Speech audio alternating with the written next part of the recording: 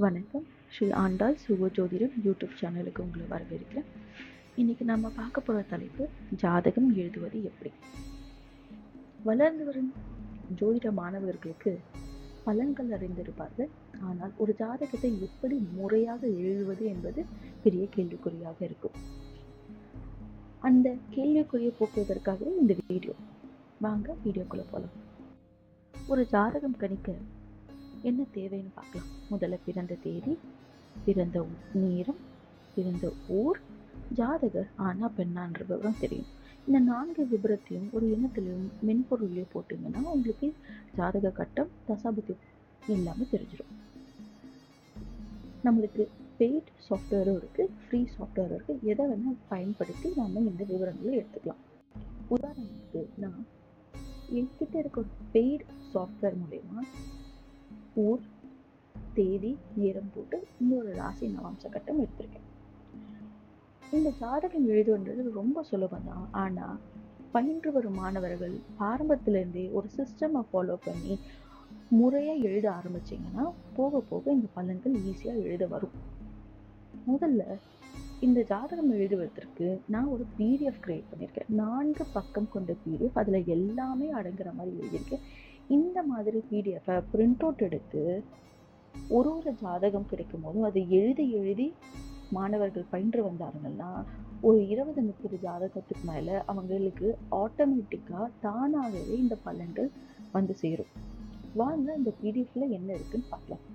அந்த பிடிஎஃபோட முதல் பக்கம் இதுதான்.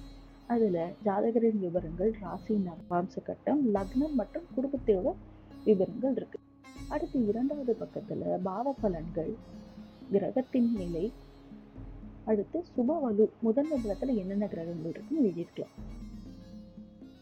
இந்த 3வது பக்கத்துல பாவ பலன்களை இன்னும் விவரமா எழுதி நாம பலன்களை எப்படி பார்க்கறதுன்றதுக்கு ஒரு குறியீடும் கொடுத்துருக்கு.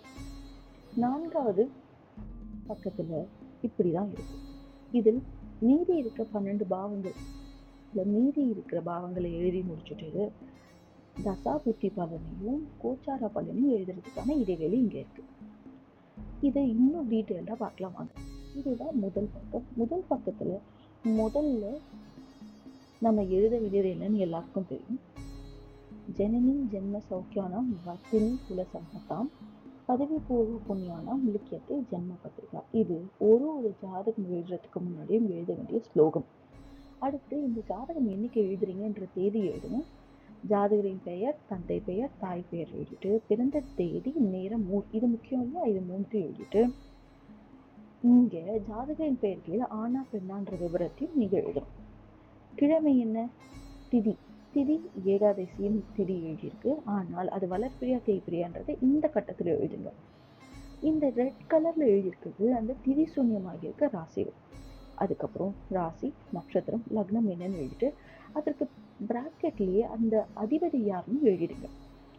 அடுத்து தசா இருப்பு, பிறந்த போது என்ன தசா இருக்குங்கிறத இங்க எழுதிட்டு அதுக்கு என்ன கிரகம், பிறந்த போது என்ன தசா நடந்தது அந்த கிரகமையும் அங்க எழுதிடுங்க. அடுத்து 2வது கட்டத்துல ராசி நவாம்ச கட்டத்துல எல்லா ராசிகளையும் எழுதிட்டு வேற ஒரு கலர் பென் எடுத்து, அதாவது இங்க நான் ரெட் கலர் பென் எடுத்திருக்கேன், பாவங்களை குறிச்சுக்கோங்க. 1 2 3 4 12 வரைக்கும் குறிச்சுக்கோங்க. அடுத்து இங்க இன்டு மார்க் போட்டிருக்கிறது திதி சூன்யமாயிருக்க ராசிகள். இந்த சைடு நவாம்சத்துக்கு வந்தீங்கன்னா இங்க 27 22 35 இருக்கிறது அஷ்டவர்க்க பரல்களை நான் எழுதியிருக்கேன். அடுத்து குரு கீழே இங்க 2 ரெட் கலர்ல அண்டர்லைன் பண்ணியிருக்கிறது குரு பரிவர்த்தனை ஆகி இருக்கிறத காட்டுது. அடுத்த கட்டத்துக்கு போலாம். இதுதான் 3வது கட்டம். முதல் பக்கத்துல தான் நம்ம இன்னும் இருக்கோம். இங்க லக்னாதிபதி மற்றும் மற்ற அதிபதிகளோட யாருன்னு எழுதிட்டு குடும்ப விவரங்கள் இங்க எழுதியிருக்கேன். இங்க பாத்தீங்கன்னா ஒவ்வொரு வாட்டி நீங்க எழுதும் போதும் இங்க விரையாதிபதி யாருன்னு நம்மளுக்கு தெரியும். ஆனா இந்த எண்களை இங்க எழுதும்போது, அதாவது உதாரணத்துக்கு பாதகாதிபதி உபய லக்னத்துக்கு யாருன்னா 7ஆம் அதிபதி இல்லையா, அது 7ன்னு போட்டு நான் புதன் எழுதுனால இது ஆட்டோமேட்டிக்கா பழக நம்மளுக்கு மனப்பாடம் ஆயிடும். அதே மாதிரி இந்த 4 கட்டங்களும் மற்ற குறிப்புகள் எழுதுறதுக்கு, அதாவது இந்த ஜாதகர் வெளியூரில் இருக்கிறார், நோய் இருக்கிறது அப்படின்றத இந்த மாதிரி சின்ன சின்ன குறியீடுகள் எல்லாம் இங்க எழுதிக்கிறதுக்கான வசதியை இங்க கொடுத்துருக்கேன். இப்போ இதுதான் 2வது பக்கத்துக்கான முதல் பாக்ஸ். இந்த பாக்ஸ்ல பாவ பலன்கள் எழுதலாம். அதாவது 1ஆம் அதிபதி எங்க இருக்கார், அந்த மனையிலிருந்து எங்க இருக்கார், அவர் யார், அவரோட பாவ காரகம் என்ன. அதாவது வளர்ந்து வரும் ஜோதிடர்களுக்கு இது எல்லாமே தெரிஞ்சிருக்கலாம். ஆனா ஒவ்வொரு வாட்டி இதை எழுதும்போது, இதை படிக்கும்போது நம்மளுக்கு ஆட்டோமேட்டிக்கா இது மனதில் நின்று போயிடும். அதே மாதிரி தொடர்பு கொண்ட கிரகங்கள்லாம் இங்க என்னென்ன கிரகங்கள் அந்த பாவத்தில் அமர்ந்து இருக்கிறத எழுதலாம். இன்னொரு குறிப்பு என்னன்னா, மாந்தியை மட்டும் இந்த மாதிரி ஒரு சர்க்கிள் போட்டு எழுதும்போது நம்மளுக்கு மாந்தின்றது தனியா தெரியறதுக்கான வாய்ப்புகள் இருக்கு. அடுத்த கட்டம் கிரகங்களுக்கான கட்டம். இந்த கிரகங்கள் யார், அவருக்கு சூரியன் யார், பித்ருகாரகன், பாகை, ராசி, நட்சத்திரம், நட்சத்திர அதிபதி, நிலை என்னன்றது எழுதிட்டோம்னா வசதியா இருக்கும். இங்க பாத்தீங்கன்னா சூரியனும் குருவரும் பரிவர்த்தனை இருக்காங்க. குரு இங்க வக்ரத்துல இருக்காரு. அதே மாதிரி இங்க பாத்தீங்கன்னா வர்க்கோத்தமம் அடைஞ்சிருக்காருன்றது எழுதியிருக்கேன். இங்க ராகுவும் கேதுவும் சார பரிவர்த்தனை இருக்கிறதா இந்த சாரம்னு குறிச்சிருக்கேன். இன்னொரு விஷயம் பார்த்தீங்கன்னா, இங்க சூரியன் புஷ்கர நவாம்சத்துல இருக்கிறது இங்க ஒரு ஸ்டார் போட்டு எழுதியிருக்கிறதுனால நம்மளுக்கு ஈஸியா நம்ம ஞாபகம் வச்சுக்கலாம். பார்க்கும்போது அழகா பலன் எடுக்கலாம். அடுத்த கட்டம் பார்த்தீங்கன்னா, இங்க பார்வைகள் எழுதியிருக்கு. கிரக பார்வைகள், கிரகங்கள் என்னென்ன பாவங்களை பார்க்குது, என்னென்ன கிரகங்கள் பார்க்குதுன்றது எழுதியிருக்கேன். அடுத்து கடைசி பாக்ஸ் 2வது பக்கத்துல சுப வலு அல்லது முதன்மை பலம். இந்த முதன்மை சுபர்களோட இணைவிலையும் சுபர் பார்வையிலையும் இவர்களோட பார்வையில என்னென்ன கிரகங்கள் இருக்கு, அது என்ன எதனால எக்ஸ்ட்ரா பலம் இருக்குன்றதை இங்க எழுதிக்கலாம். அதாவது இங்க குரு சுக்கிரன் பார்வையிலையும் சுக்கிரன் குரு பார்வையிலையும் இருக்கு. ஏன் இவங்களுக்கு இந்த கட்டத்துல எழுதணும்ன்றதை எழுதிட்டு அதுக்கப்புறம் அவர்கள் எப்படி பலம் அடைஞ்சிருக்காங்கன்றத நம்ம இங்க பார்க்கலாம். அதுக்கப்புறம் அவங்க திக்பலம் பெற்றிருக்காங்களா, ஸ்தானபலம் பெற்றிருக்காங்களா, வர்க்கோத்தமம் அடைஞ்சிருக்காங்களா, புஷ்கர நவாம்சத்துல இருக்காங்களா, பரிவர்த்தனை இருக்காங்களான்றதை இங்க எழுதிக்கலாம். அடுத்து 3வது பக்கத்துக்கு வாங்க. இதுதான் பலன்களை எழுதும் பக்கம். இங்க பாத்தீங்கன்னா இங்க முதல் பாவம் என்னன்னு எழுதியிருக்கேன், அவர் குணம் தோற்றம். அது இங்க பாவ காரகமும் இங்க எழுதிட்டதுனால உங்களுக்கு இன்னும் சுலபமா இருக்கும் நீங்க மற்ற பலன்களை எழுதுறதுக்கு.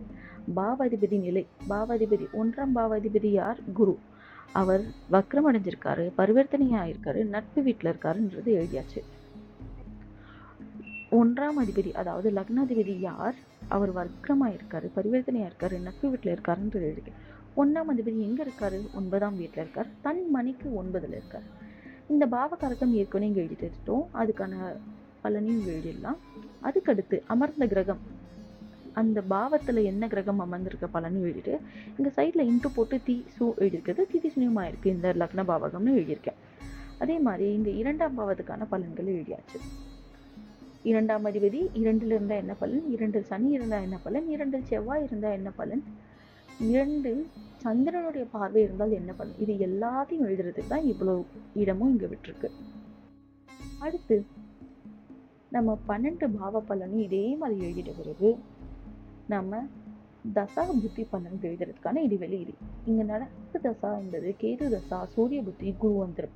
3 நவம்பர் 2025க்கு இந்த ஜாதகத்தை எழுதுறோம். அன்னைக்கு இவங்களுக்கு என்ன நடந்திருக்கு, கேது தசா அது புதன் வீட்டுல இருக்கு, பாதகாதிபதி வீட்டுல இருக்கு, பாதகாதிபதி ஸ்தானத்திலேயே இருக்கு. சூரிய புத்தி 9ஆம் அதிபதி 4ல இருக்கார், பாதகாதிபதியோடு இணைந்து இருக்கார். குரு வந்தரம் நடக்குது. 1-4க்கான அதிபதி 9ல இருக்கார். கோச்சாரம் என்ன, இந்த தேதிக்கான கோச்சாரம் என்ன, இங்க இருக்கிற கிரகங்களோட நிலை, அதாவது குரு மேல கேது, சந்திரன் மேல குரு என்ன நடக்குதுன்றதை எழுதியிருக்கேன். அப்புறம் கோச்சார குரு மற்றும் கோச்சார சனியின் பார்வைகள் என்னென்ன லக்ன பாவத்துக்கு என்னென்ன பார்வைகள் இருக்குன்றது எழுதியிருக்கேன். இப்படி எழுதி மொத்தமா இந்த 4 பக்கத்தையும் எழுதுறதுக்கு சுமார் அரை மணி நேரம் ஆகலாம் முதல் நிலை மாணவர்களுக்கு. பின் வரும் காலங்களில் இந்த நேரங்கள் குறைந்து உங்களுக்கு இன்னும் ஈஸியா சுலபமா எழுதுவீங்க. 4 பக்கம்ன்றது போக போக போக பயிற்சியின் மூலம் நீங்க எழுதி ஒரே ஒரு பக்கம் எழுதுற வழக்கு வருவீங்க. பிற்காலத்துல நீங்க இது எழுதாமலே எப்படி பலன் சொல்லலாம், பார்த்த உடனே பலனை சொல்லிடுவீங்க. இந்த வீடியோ உங்களுக்கு பிடிச்சிருக்கும்னு நினைக்கிறேன். பிடிச்சிருந்தா லைக், சப்ஸ்கிரைப், கமெண்ட் பண்ணி ஷேர் பண்ணுங்க. சரிங்களா? நன்றி, வணக்கம்.